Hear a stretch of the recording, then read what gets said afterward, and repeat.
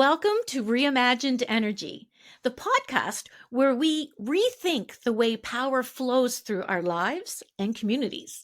Every week, we talk to changemakers, experts, and everyday people creating bold solutions for a cleaner, fairer energy future. This week, we're joined by Chris Benjamin from the Ecology Action Centre to dig into what a just energy transition really looks like for Nova Scotia and why community voices matter more now than ever. Let's get into it.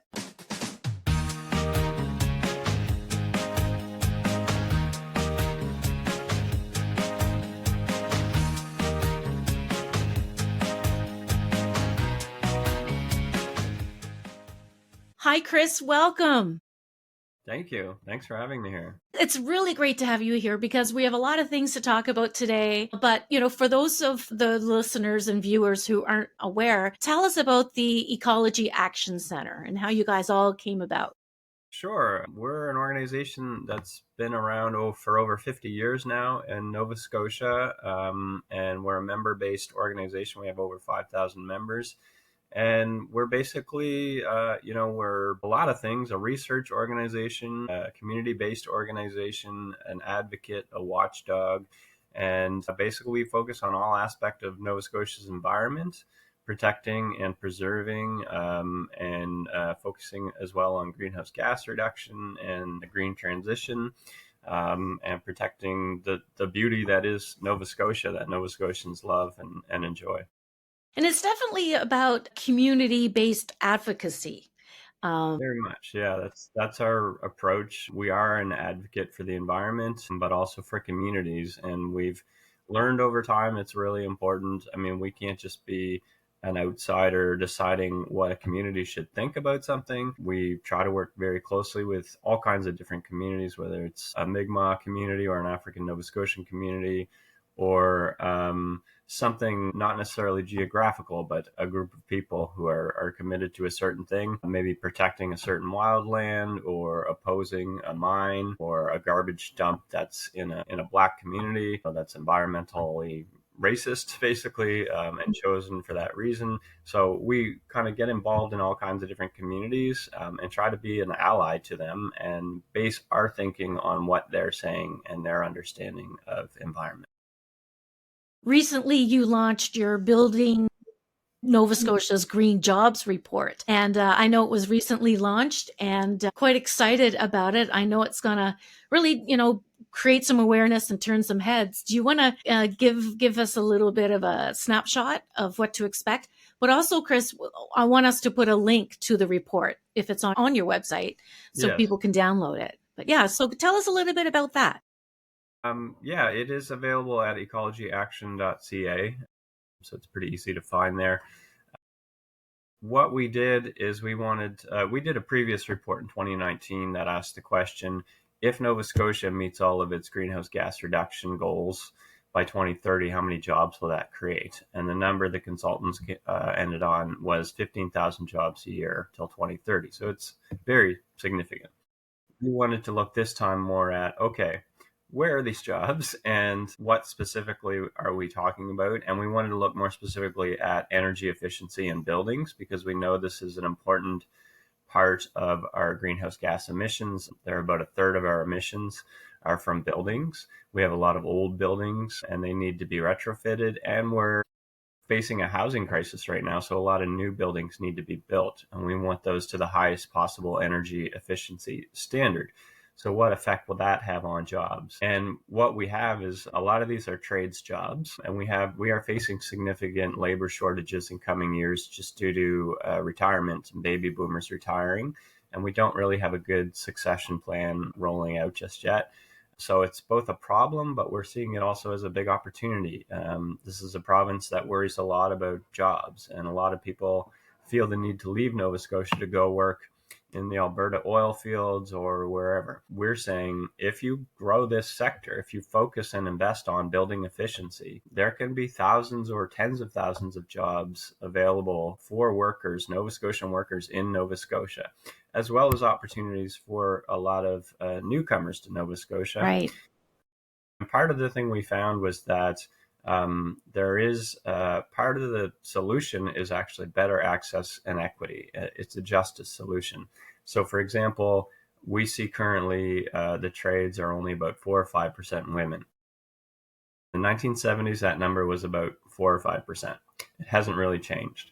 So this is a market inefficiency, because there are a lot of women who I think would like to have this opportunity, but don't feel safe in these workplaces. And there's been a lot of reports of harassment, but also more practical just issues such as personal protective equipment that doesn't fit properly, and there's no availability of the right sizes, no access to proper gender washrooms. So, just addressing certain issues as well as working on the workplace culture, which is a big challenge, but there are organizations working on it. We just need to ramp that up a lot and create better opportunities for women, also for people of color, for newcomers, for people with disabilities. There's a lot of communities that could really benefit from the opportunity if the workplaces make a specific effort to be accommodating, welcoming, and belonging for those organizations. I read recently that 55, the average age is 55, male. They're, almost nearing retirement age. That seems to be the bulk of the trade market right now.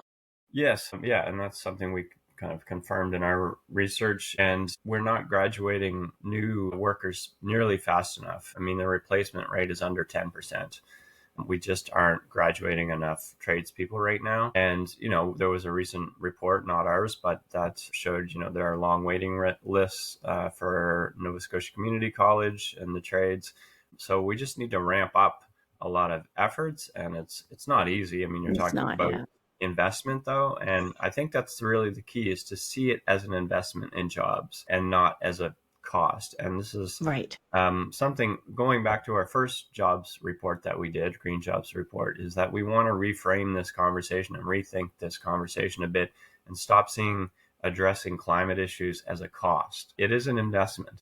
And it's not only in our very future and survival, but it's also in the kind of jobs and the kind of world we want to create. We think we can create a Nova Scotia that is both sustainable and has rewarding, interesting work available for Nova Scotians. A much better version than what we have now, where people are feeling the need to leave the province, despite the fact that they love it, that it's a beautiful place to live, that the quality of life is good here. If they just can't find the job they want, then they leave. So that can be addressed. There are solutions, and that's the kind of thing we're looking at in our report. What does a just energy transition look like for Nova Scotia? I like that word, just. But what does that look like? I mean, it's important to realize as we transition off fossil fuels, some jobs are going to disappear over time. I mean, you won't see as many. Already we have far less mining jobs in this province. We've seen the huge impact that has had on especially Cape Breton, and there's still a lot of struggle there. I mean, there's also the fisheries, which is unrelated to this report, but it's still been a big issue. So there is a change in the kinds of work that will be available. So just is taking care of those workers who lose out, but also creating fair opportunities for everyone else. And this is the kind of thing I'm talking about is, I mean, if you look at the trades right now, there are not the percentage of Black, Indigenous, and people of color, and the percentage of women working in the trades currently are much lower. They're not representative of the overall population of the province. So just means everyone has a chance. And you're not just replacing older white men as they retire with young white men. You're also making the opportunity equally available for women, people of color, Black, Indigenous, and people with disabilities, queer people, all kinds of different people. Any equity deserving people or communities have access and opportunity. The Ecology Action Centre were big fans about the Coastal Protection Act. Mm-hmm. Tell us, why, I guess, and big question why, and of course, but talk a little bit further about that. Fundamentally, it was bipartisan, and it was or tripartisan, and it was community based. It was based on extensive consultation, and that's the way public policy should be done. Mm-hmm. And it was a genuine effort to address a pressing issue. Climate change is happening. our province has suffered from it in recent years. We've had wildfires like Nova Scotia has never experienced before. We had severe flooding in which lives were lost, massive property damage. The cost of emergency response was far in excess of what was budgeted in 2023.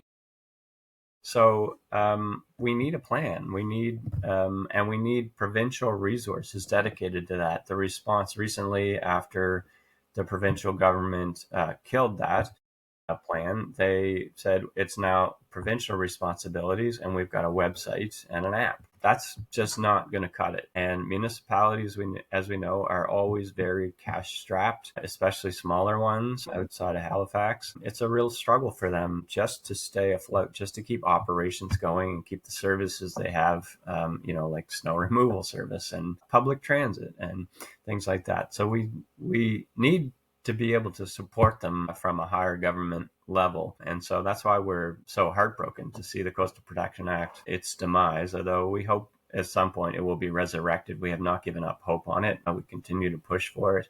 And we have great support from Nova Scotians. I mean, you see support the Coastal Protection Act signs on lawns everywhere. I went to a cousin's house on the South Shore last weekend, and there that was. And I did not tell them to do that. I didn't urge them. They had done that on their own. So, I mean, I see it all over the province, everywhere I go. What are some of the most exciting community-led or climate projects you've seen recently? I think there's a couple I can think of. One is we work with churches and other faith groups, but especially the United Church, which has set a goal to reduce its greenhouse gas emissions by 80% by 2030, and therefore has put their money to it and gives grants of up to $30,000 for their congregations.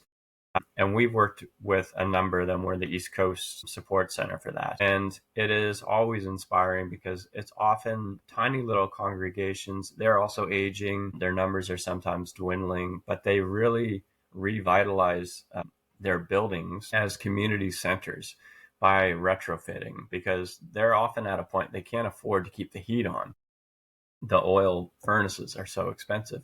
So they get rid of those, replace them with heat pumps, properly insulate the thing, get a good energy audit of the building done, and address the issues in a smart way. And they involve their whole congregation, pastors. They often, there's some retired electrician or something like that who volunteers to help out. And it's incredible the way they rally, and we see communities revitalize. These become community centers, and they use them in new ways. They open them up to community groups, and they do karate lessons and other things in those buildings to keep them going and keep them strong. And just having reliable and affordable heat is a huge factor there. So those projects are super inspiring. And the other one is we've been working with EDCORN doing just door-to-door knocking on energy poverty. And EDCORN is a national tenants' rights and renters support organization.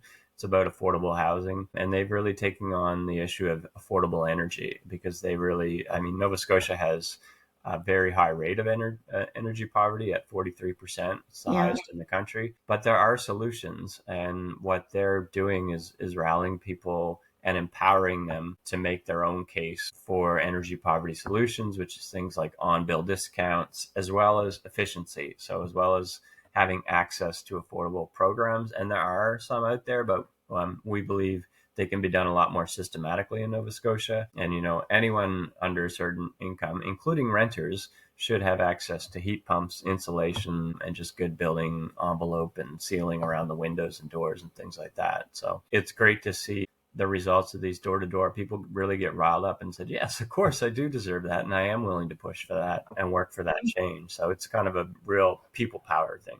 Yeah, that's good to see. If you had the power to implement one major policy change tomorrow, what would that be, Chris? There are many, but I will say we've been advocating a lot for what's called a universal service program. So sorry, it's a bit jargony, but what that is it's a look at energy poverty in a more systematic way. And it combines some of the relief programs that do exist and it beefs them up. So one is like an bill discount of 50% for anyone who's under a certain income level. So that's probably the most costly part of it. And then that anyone who qualifies for that gets automatically tied into energy efficiency services. And so they get their home assessed and they get the opportunity to install heat pumps with full financial support, because we're talking low income households. So they can't afford to buy a heat pump, but one is provided for them and insulation is provided, and they get help from Efficiency Nova Scotia in doing that work. And so it ties into other things as well, such as if you are behind on your payments, the utility or the oil provider will commit to do matched payments. So they'll help you through it and they'll pay $1 for every dollar that you pay. And they'll create a payment plan. So it sort of combines all different elements, that some of which do exist, but ties them all together so that once you're in, you're fully supported. We believe that a program like that in Nova Scotia would cost $30 million at first. It would go down over time as people got into the efficiency, and it would lift almost 28,000 Nova Scotia households out of energy poverty. That sounds like a really great major policy change. That's a good one. Yeah. What can people do to get involved in the Ecology Action Centre? How can we get involved with your work and support your mission? Number one is become a member. Okay. And it's we have different kinds of membership plans, but there's an annual one. It's not very expensive. You can also do a monthly. I think I'm also a member, and it's $10 a month I do. So which is I think higher than the minimum, but sign up for our e-news, which is a regular email blast that kind of updates on all our campaigns and actions and what we're up to. So it's lots of ways to get involved. And you can also sign up for our volunteer list, which goes out monthly with volunteer opportunities. Some of them are long-term, some of them are one-offs, just come out and help out at an event we're doing. But volunteering is obviously a great way to help. And watch for those campaigns. A lot of times it's about our advocacy work, about awareness, about letting people know about issues, and contacting your MLA or organizing an event in your neighborhood. Sometimes it's just organizing a film screening of an environmental documentary. It can be all kinds of things. So yeah, lots of ways to get involved. Visit ecologyactioncentre.ca to sign up. Excellent. Thank you so much for joining me today, and wishing you and your organization all the best in the future. You're doing important work, and it's really great to see that you're sticking up for the people as well as the environment. Thank you so much for having me, and I love this show. It's so great to be a part of it. Awesome. Thanks for listening to Reimagined Energy.